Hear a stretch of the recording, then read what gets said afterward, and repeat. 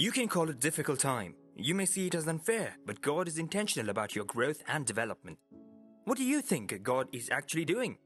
What do you think is the reason behind those breakups, denial, and disappointment from someone that you truly loved with all your heart? These experiences are to teach you to become a better person. You can term it an affliction, but is that what God sees it to be?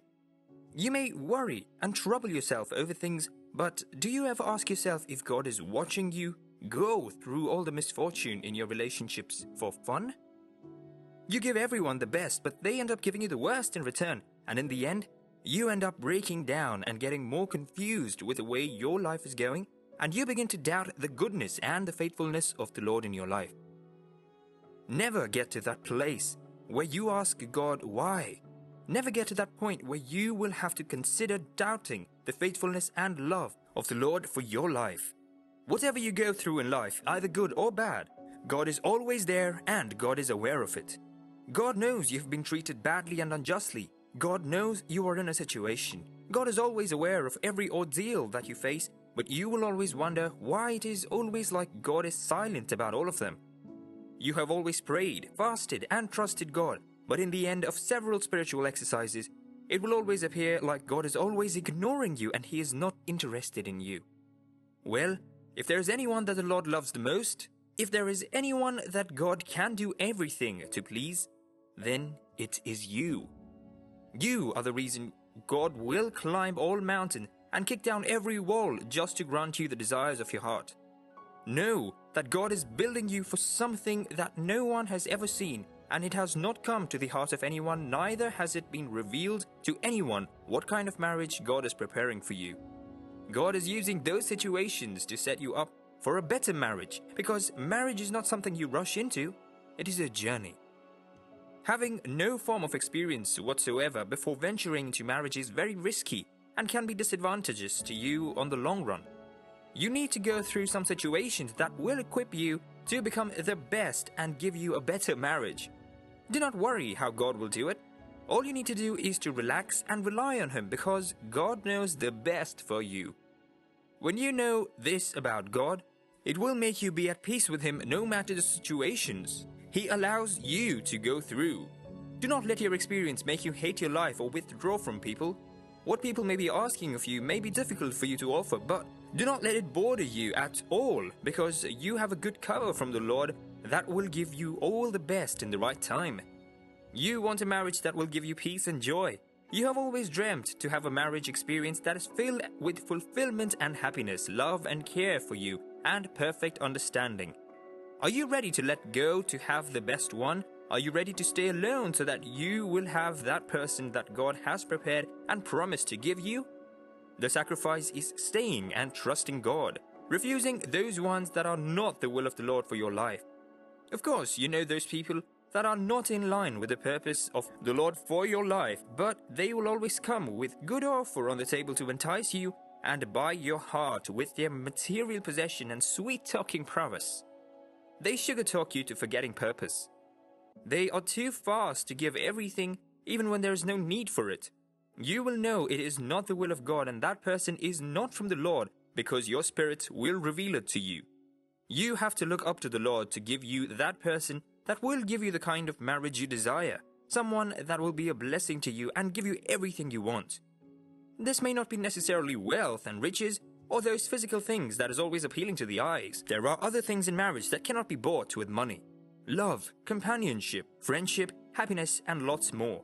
All these are things that only someone that comes from the Lord can give you, and nobody else. Genesis chapter 24 verse 4 says, "But you shall go to my country and to my relatives and take a wife for my son Isaac. And let it so be that the girl to whom I say, I pray you, let down your jar that I may drink, and she replies, drink, and I will give your camels drink also. Let her be the one whom you have selected and appointed and indicated for your servant Isaac, to be a wife to him, and by it I shall know that you have shown kindness and faithfulness to my master." Before he had finished speaking, behold, Rebekah came out, who was the daughter of Bethuel, son of Milcah, who was the wife of Nahor, the brother of Abraham, with her water jar on her shoulder. That was how God put everything in place to arrange her for a better marriage that was destined to fulfill the purpose of the Lord. God is directing your footstep and He is controlling your path to meet the right person. You have to work and set signs that will guide you through the time.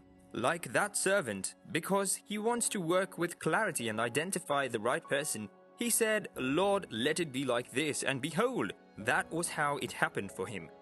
When people came with wrong marriage story to make you feel like marriage is a battle and a difficult journey, tell them God is in charge of your marriage. He will give you someone that will make your marriage the best.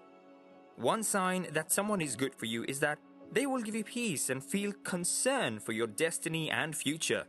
You do not have anything to fear about. You do not have anything to cry for.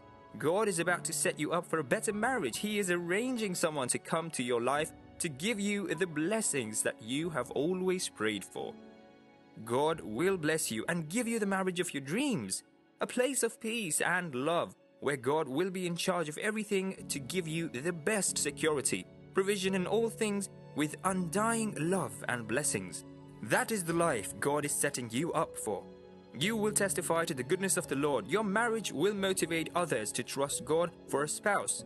Ignore the delay, ignore the pain, and the sacrifice that it may require now, and give it your best. Because God is setting you up for the best marriage that will not just be a blessing to you alone, but to the society and to the people around you.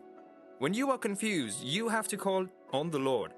When things are not going the same way you have planned it, you have to put your trust in the Lord to change the situations for you. Call on God to direct you on the right decision to take. Call on God to direct you what to do when you are confused. God has your best interest at heart, and you are always in His thoughts. You do not have to worry over your situation, because the reason the Lord is taking away those things are because you are about to receive that divine greatness from above. The material blessings, money and wealth, shelter, cars, and other things that make love more interesting and marriage strong will be given to you, and when all these things are present, you can say the marriage is blessed. With all these things, you will know that God is indeed intentional about what He is doing for you. Believe it, and it will become your story from grass to grace.